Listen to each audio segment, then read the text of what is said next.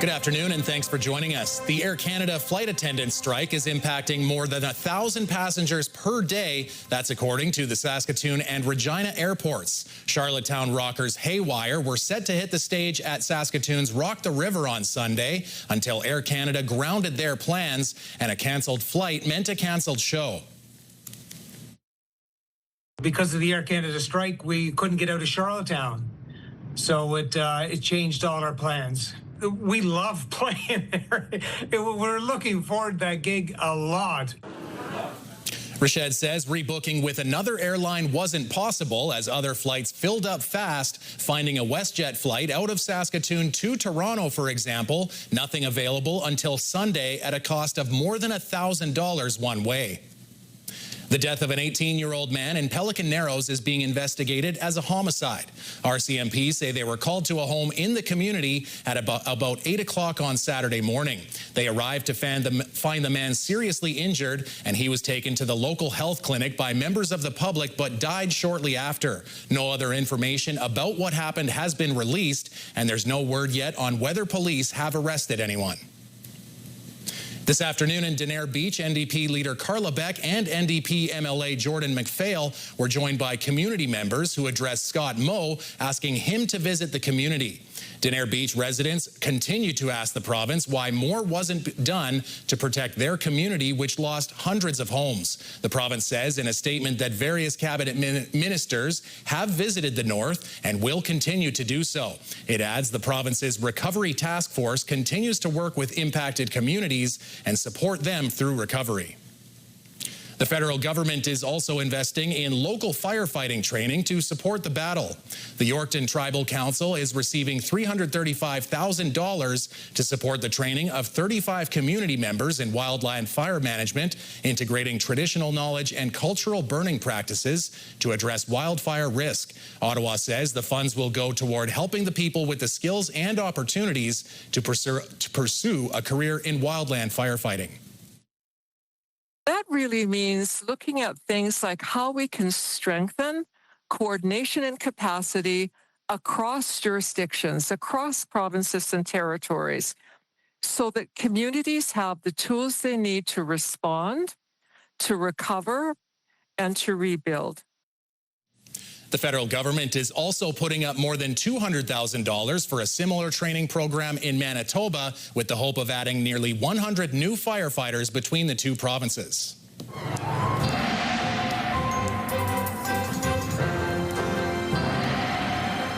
Well, Stacey, over the weekend and into the week, not exactly just warm, but a little bit extra. Yeah, especially today, John, quite humid, definitely adding to that heat. Especially, we didn't have much in terms of wind in the Gateway City, so that certainly adds to the intensity of the heat, too. We will see that throughout the week, and then it's going to start to cool down midway through the week, Thursday.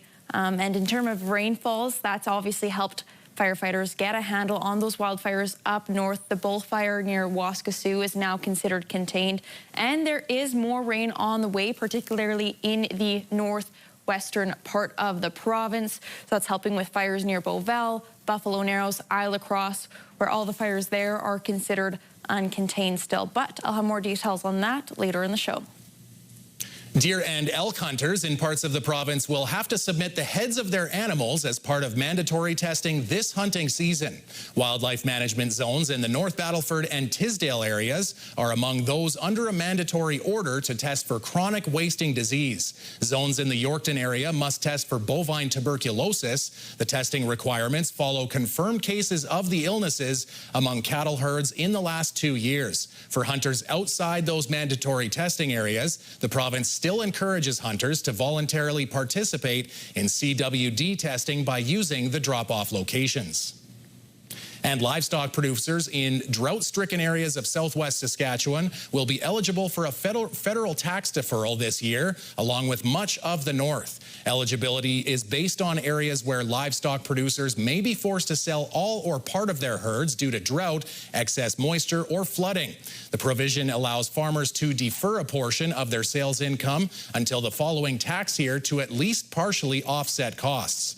Buffer zones also exist to catch farmers nearby who may be facing similar conditions. A full list of eligible regions can be found on Agriculture and Agri-Food Canada's website. The NDP's finance critic, Trent Wotherspoon, took aim at Scott Moe and the provincial government's spending on Monday. The party says since Scott Moe took office in 2018, the government of Saskatchewan has increased spending by 47%. This, according to the NDP, has led to a ballooning debt that's costing taxpayers upwards of $1 billion a year. Wotherspoon also says the abundance of spending has been used on unnecessary things. Whether it's building out a Sask revenue agency, a new bureaucracy, a marshal service, contract nurses, massive overruns, of course, on the bypass. These are all just a few examples of projects that have taken massive dollars away from the front lines. In a response, the province says it continues to make investments in areas that are important to the people of the province, like affordability, healthcare, and education. The City of Saskatoon wants public input to help guide its major priorities for the next 4 years. The city is laying out 10 council priorities and 3 areas for city staff to focus on until 2029. Housing and homelessness, community safety, and core services are the top 3, but that could change with resident input. A public survey is now available on the city website until September 19th. It's asking for feedback on the current draft before any decisions are finalized. The main point to me of a city that works for everyone is that when people review this plan, that they will see themselves in it.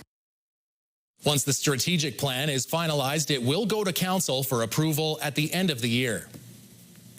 Reaction is also coming in following the city's announcement last week that a location for its enhanced emergency shelter will be in the central industrial area behind Harry Bailey Pool and Sask Polytech on Idlewild Drive. The 60-bed shelter, which will be run by the Mustard Seed, was announced Friday, and the communications director for the Caswell Hill Community Association says they were only advised of the announcement a day before that via email. Caswell borders Idlewild and is meters away from the site, with 2 schools just blocks away. Ty Johnston says they understand the shelter needs to go somewhere, but they're preparing a list of concerns they hope the city will take to heart. It contains detailed requests like one police liaison officer designated to the site and a long-term plan to help homeless people get proper help.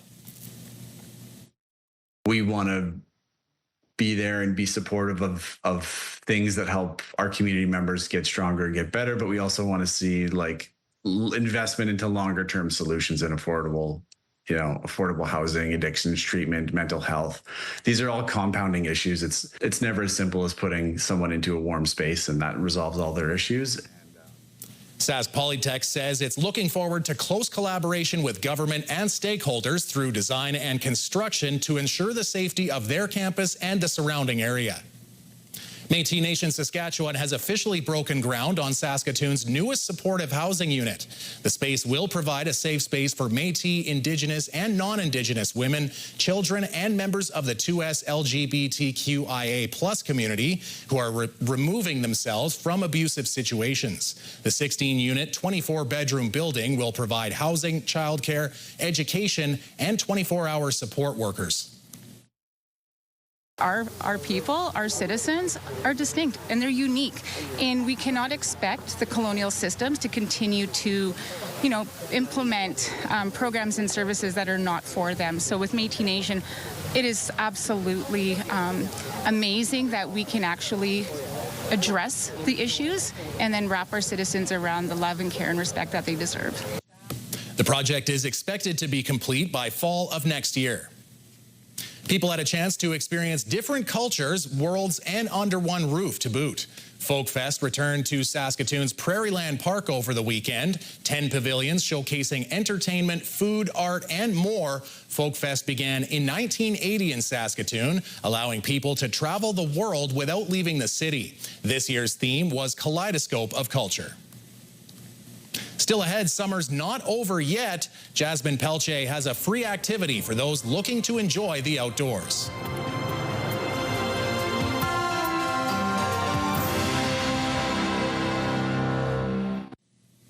There's still time to visit one of our national parks for free to make the most of what's left of summer. Jasmine Peltier gets the details. What is different about admissions this summer to the national park? Yeah, so this summer we have the Canada Strong Pass, and included as part of that is free admission to Parks Canada administered places. So that's national parks, national historic sites, and national marine conservation areas, as well as 25% off camping fees. So here in Prince Albert National Park, that includes free admission to the park, as well as discounted camping fees. However, other fees still apply, such as program fees, firewood fees, and things like that.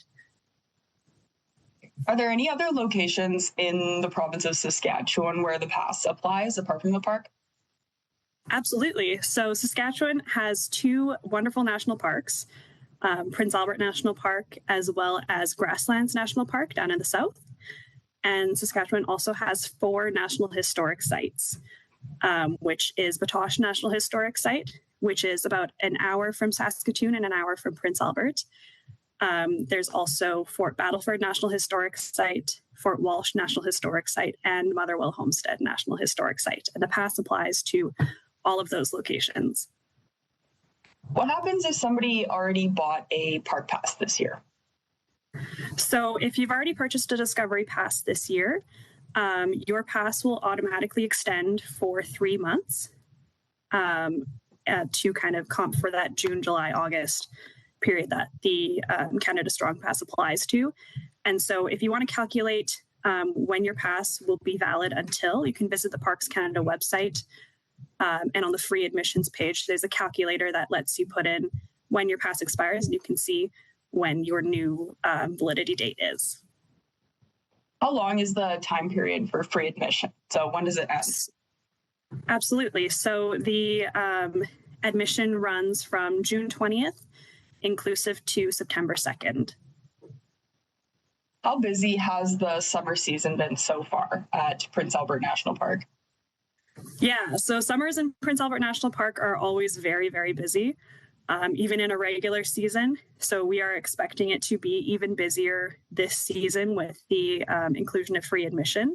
So with that, we recommend, if you are coming up to the park, that you arrive early, plan ahead, especially on long weekends. You can expect long lineups at entry gates and campground gates.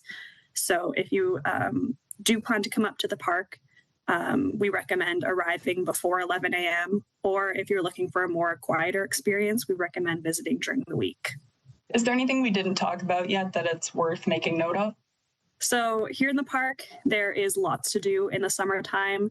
The town site is bustling with excitement and some places that you can learn more about what's going on in town. I would recommend checking out waskasiu.org, as well as visiting the Waskasiu Recreation Association for more information about events that are coming up or programs that are going around in the town site. Hiking is a popular activity at this time of year. Of course, when you're out on the trail, it's a great time to also see wildlife. When you're out on the trail, just remember to give wildlife their space. Never approach wildlife. Don't feed wildlife, big or small, under any circumstances, and secure any food or attractants that you might have. Paddling, boating is another popular summer activity at this time of year. The waters are beautiful and shining with the reflection of the sun. But when you're out on the water, just remember your water safety, wear your life jackets. And of course, new this year is also the free watercraft certification permit to help prevent the spread of aquatic invasive species. So that can be picked up at the visitor center, as well as any of the marinas before you head out on the water this summer. Fantastic. Well, thank you for taking some time and talking with me today. Yeah, thank you so much for reaching out to us. Still ahead on CTV News, the Saskatoon Hilltops host the Edmonton Huskies in their home opener, and later a summer classic, the Soapbox Derby, takes place in Yorkton.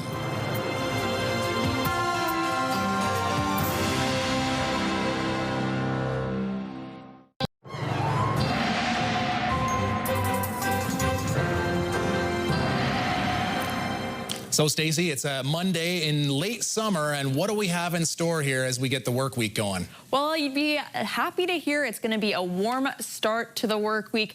A few days in the high 20s, around that, some hitting the 30-degree mark.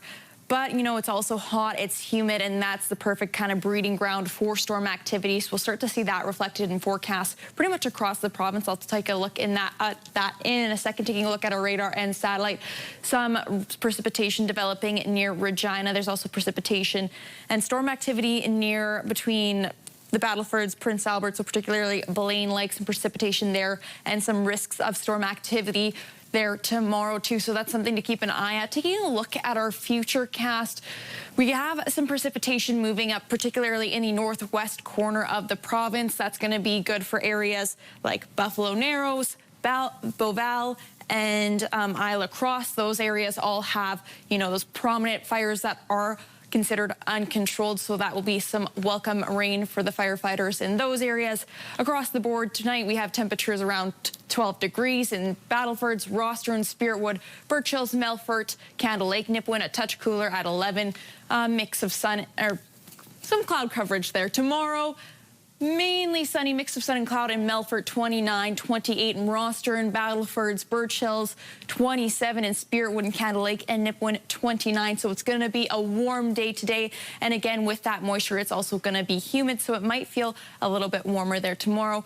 In Prince Albert tonight, clear sky, a low of 12 and a light breeze coming from the southeast at 10. Tomorrow, another warm day, 28, mainly sunny, and winds coming from the southeast at 10. So again, when we have winds from the southeast, that really adds to the heat. And then heading into the week, you know, we got some storm activity on Wednesday. Again, those hot, humid conditions really add to the storm risk. So 70% chance of rain, very high chance of rain and some storm activity, a high of 26 on Wednesday. And then Thursday is when we start to see temperatures cool down, 19 on Friday. Heading into the weekend, it's going to be cooler than what we're used to, not too bad. But hopefully when Jeff's back tomorrow, John, he'll have a different story. Maybe we'll expect some nice warm weather. There you go. Well, we'll take the bad weather with you, and we'll bring Jeff in with a little bit of sunshine, hopefully at least. Yeah, fingers crossed. There you go. Well, the Saskatoon Hilltops were at SMF Field for their home opener on Sunday, and boy, the team was hungry to get back to winning ways. It's Collins looking for some space, trying to find some room, spins around and gets through a couple of tacklers, now has nothing but daylight ahead of him. That's Minnesota-born fifth-year running back David Collins, who ripped the Huskies' defense for a 75-yard touchdown run in the second quarter, as the Hilltops only gave up a rouge, a safety, and a field goal on defense. The Hilltops would win this one by a wide margin, 46-6. With a win and a loss, Saskatoon is back at home this weekend when the 2-0 Winnipeg Rifles come to town. Kickoff is 1 o'clock on Sunday. And the Riders continue to roll, improving their record to 8-1 after defeating the Tiger Cats on Sunday, 29-9 in front of a sold-out Mosaic Stadium. Oh, there's a reason I ended up in sports. Oh, Brett, you saying the weather's harder now? I can believe it.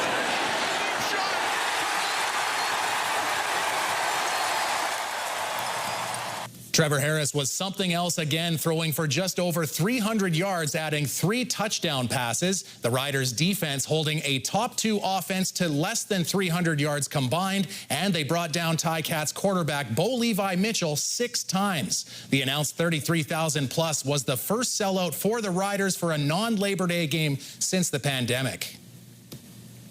And with their backs against the wall as they headed to Alberta, the Regina Red Sox now return as champions of the Western Canadian Baseball League. Ball hit hard to center field, and it's caught. The Regina Red Sox are back in the throne and are yours. Regina beats the Sylvan Lake Gulls in games 2 and 3 on the road. The Red Sox won 5-4 on Saturday night to capture the championship, with local product Brady Bye chosen as the playoff MVP. The last time Regina won the WCBL was in 2012. The team says they wanted to win it for their former pitcher Jesse Lubinecki, who was killed in a car accident in May. Do you have a community event you would like to promote? Or maybe you'd like to draw attention to your organization. Let your local CTV station help you spread the word. Contact us at 306-922-6020 or email panews@ctv.ca. You can appear on CTV Prince Albert's News at 5 and get your message to our viewers.